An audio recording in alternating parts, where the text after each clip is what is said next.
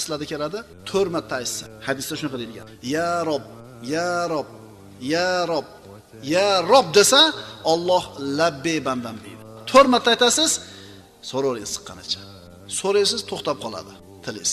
Tugab qoladi so'raydigan narsa. Yo izdan chiqib qoladi, yo tilingizga kelmay qoladi. Shunday qilib turavering. Chunki gapirishingiz shart emas. Alloh taolo nimani o'ylayotganingizni ham biladi. Nimani so'ramoqchi bo'lganingizni ham biladi. Ertaga nimani so'rashligingizni ham biladi. Faqat Robbingizni yaqin ekanligini his qiling.